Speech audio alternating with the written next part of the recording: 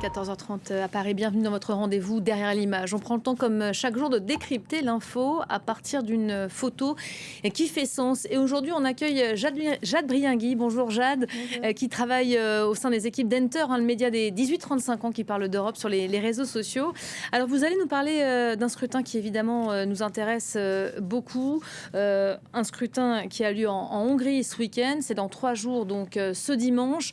Vous êtes rendu en reportage en Transylvanie, une région qui se trouve en Roumanie et qui a un lien très fort avec la Hongrie. On commence peut-être par le cliché, l'image. On la voit à l'écran. Racontez-nous de quoi il est question et surtout ce qu'elle nous dit aujourd'hui, cette photo. Alors tout à fait, avant de vous emmener en Transylvanie et donc en Roumanie, comme on disait, un détour par la capitale de la Hongrie s'impose d'abord.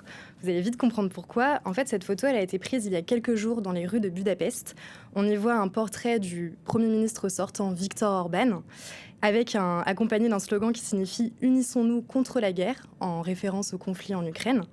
Et ce type d'affiche, en ce moment, il y en a partout dans les rues de Budapest, selon nos collègues d'Enter en Hongrie. Et on pourrait se dire que ce n'était pas étonnant parce que, comme vous le rappeliez, des élections vont se tenir en Hongrie ce dimanche 12 avril. Mais en fait, nos collègues nous expliquaient que c'est très rare pour eux d'assister à ce genre de démonstration électorale de grande ampleur. Et il y a vraiment des affiches partout. Et c'est signe que ces élections sont en train de prendre un tournant inédit. Et la raison, c'est que pour la première fois en 16 ans au pouvoir, Viktor Orban, il aborde ce scrutin avec incertitude. Pour rappel, l'opposition, elle place beaucoup d'espoir dans le candidat Péter Magyar, qui est très bien placé dans les sondages, même si on le rappelle, il ne s'agit que de sondages. C'est un ancien membre du parti au pouvoir, le Fidesz, donc le parti de Viktor Orban, mais il se place aujourd'hui en nette opposition avec le Premier ministre sortant.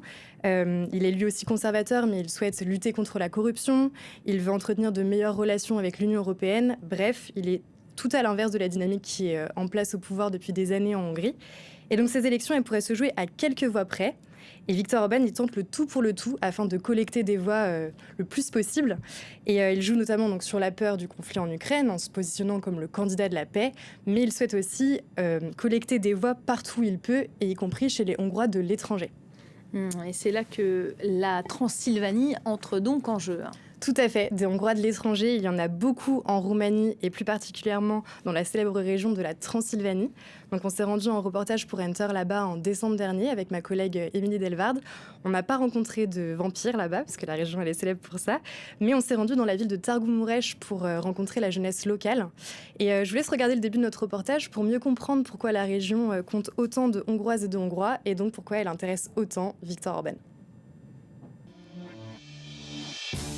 Hi, my name is Dalma and I'm 25 years old. I was born in Marosvásárhely and I'm Hungarian.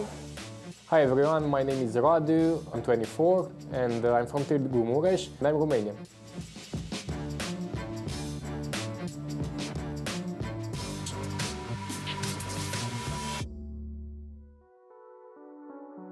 Cette ville, c'est Târgu Mureș. Enfin, ça, c'est son nom en roumain. En hongrois, on l'appelle Marosvásárhely. Car ici, tout est à 50% roumain et à 50% hongrois. Les panneaux, les magasins et les habitants. Et c'est parce qu'on se trouve dans un endroit bien spécifique de la Transylvanie, le pays sicule. Ce territoire, pourtant bien situé en Roumanie, compte plus de Hongrois que de Roumains. Et dans certains villages, on y parle même uniquement hongrois. Cette présence magyare remonte à des siècles, mais a régulièrement suscité des tensions entre les deux communautés. Aujourd'hui, la région est au centre de beaucoup d'intérêts. D'un côté, elle ravive un certain patriotisme roumain. Et de l'autre, elle fait fantasmer Viktor Orban, le très conservateur Premier ministre du pays voisin, la Hongrie. Alors on s'est rendu sur place pour rencontrer cette jeunesse de Târgu Mureș, coincée entre deux nationalismes. Bon, si je comprends bien, finalement, aujourd'hui, ce que déplore Viktor Orban, c'est que la Transylvanie soit aujourd'hui une région de Roumanie, alors qu'elle a longtemps fait partie du giron hongrois. Exactement, et c'était le cas jusqu'en 1920, mais à la fin de la Première Guerre mondiale, avec le traité de Trianon, qui a été signé à Versailles, on acte le démantèlement de l'Empire austro-hongrois, et donc le Royaume de Hongrie perd une partie de son territoire et une grande partie de ses ressortissants de langue magyare, dont ceux de Transylvanie. Après ça, la région conserve quand même une certaine autonomie, mais avec la dictature du Roumain Nicolae Ceausescu, le pouvoir se recentralise. C'est une période où les Hongrois de Roumanie sont discriminés, ils perdent leur autonomie territoriale.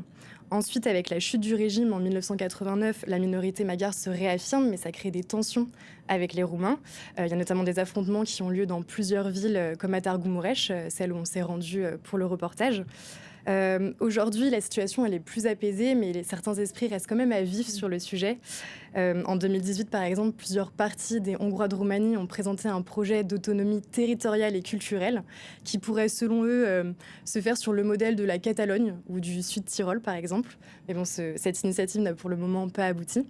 En tout cas, aujourd'hui, on compte environ 1,14 million de ces Hongrois de Roumanie, donc qui représentent 6% de la population. Et ils sont particulièrement présents dans cette partie de la Transylvanie bien précise de 3 départements où on s'est rendu, qu'on nomme aussi le Pays Sicule. Je laisse Radu, le jeune Roumain qu'on a interviewé, vous raconter un peu à quoi ça ressemble de vivre dans une ville bilingue roumain et hongrois. As you can see, every specific point is entered in 3 languages, one in Romanian, one in Hungarian and one in English to include all the nationality that comes here. Radu est roumain. Il est né et a passé toute sa vie à Târgu Mureș. Il a donc été habitué à cette mixité culturelle depuis son plus jeune âge. I feel Romanian. Transylvania is a part of Romania. It's just a part, a region, and we take it like that. But in my soul, I'm Romanian 100%. I remember that one time a colleague from our university, he's living in the southern part of Romania. When he came here, he had like a cultural shock because at the shops, they were doubling like the language, one time in Romanian and one time in Hungary. He told me that, man, this is Hungary here. Comment elle se passe justement la cohabitation entre les Roumains et les Hongrois? Alors je disais, aujourd'hui elle est beaucoup plus apaisée. Radu qu'on vient d'entendre, il étudie par exemple à l'université de médecine de la ville et il nous racontait que ses cours de pratique se font en commun avec les étudiants hongrois. C'est un type de programme bilingue qui a lieu dans beaucoup de cours de cette université. Par contre, leurs cours théoriques, eux, se font dans leur langue respective.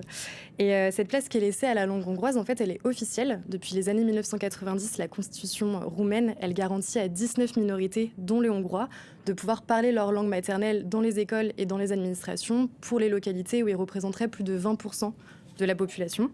Et c'est assez étonnant en fait à observer sur place parce que les habitants, quand ils arrivent quelque part, ils passent d'une langue à l'autre super naturellement. Ils nous expliquaient qu'en fait, quand ils rentrent dans un magasin, ils savent directement, ils sentent si c'est une enseigne roumaine ou hongroise et ils adaptent la langue en fonction. Même si pour autant, c'est quand même important de préciser que les Hongrois de Roumanie, eux, ils sont complètement bilingues parce qu'ils doivent apprendre le roumain. C'est obligatoire pour eux de l'apprendre à l'école. Mais les Roumains, quand on les interroge, ils nous disent ne pas très bien parler hongrois. Donc ça nous rappelle quand même que dans les grandes villes, en tout cas, on reste avant tout en Roumanie. Mais par contre, quand on se rend dans des petits villages en dehors des villes, comme on l'a fait avec ma collègue, dans certains endroits, on pourrait vraiment se croire en Hongrie par l'architecture, par la culture. Ces Hongrois de Roumanie, ils sont perçus comment en Hongrie? Alors ça, on en a parlé avec Dalma, qui est elle aussi originaire de Târgu Mureș, mais qui elle a grandi dans la communauté hongroise. Et Dalma, comme beaucoup de jeunes de Transylvanie, elle a déménagé à Budapest pour ses études et pour avoir de meilleures opportunités professionnelles. Parce que même si elle est roumaine sur le papier, sa langue maternelle, c'est le hongrois. Et elle nous racontait que là-bas, en fait, elle est régulièrement raillée pour cette origine roumaine. Et c'est très intéressant parce qu'elle nous explique qu'en Transylvanie, elle se sent avant tout hongroise et transylvanienne bien avant de se sentir roumaine. Mais par contre, en Hongrie, elle ne se sent jamais suffisamment hongroise par rapport aux autres Hongrois. Je vous laisse l'écouter.